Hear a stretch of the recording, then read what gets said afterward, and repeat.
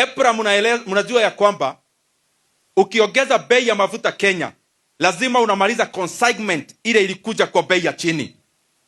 So as Kenyans we do not expect EPRA waanze kuhadaa wa Kenya na kuongeza bei ya mafuta, kwa sababu bei ya mafuta ya from the month of March up to April ni mafuta ambayo ililetwa Kenya kabla bei ya mafuta globally ianze kupanda.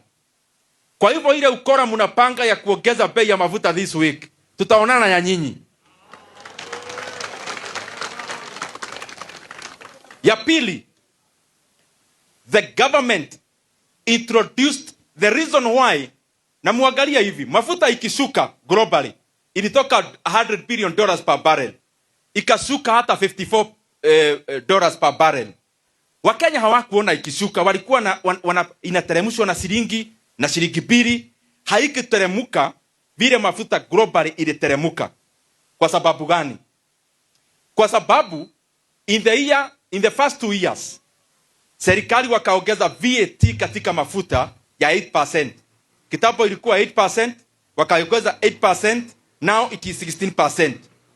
Alafu in the year 2024, immediately after the protests, serikali wenyewe wakaongeza fuel levy ya shilingi 7.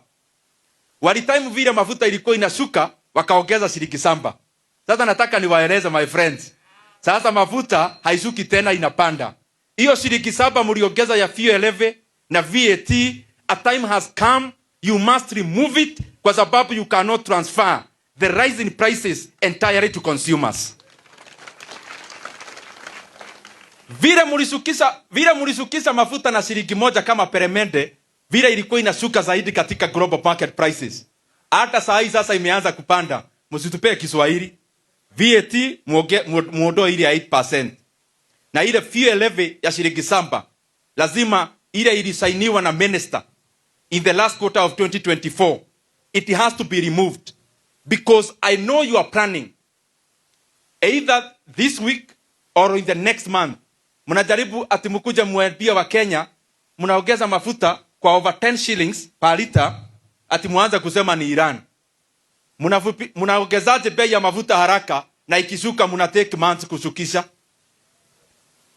Ikishuka mnachukua muda, ikipanda mnataka mkuje na time waseme, oh mnaona Iran vile kunaenda tunaongeza bei ya mafuta. Mtakapata my friends.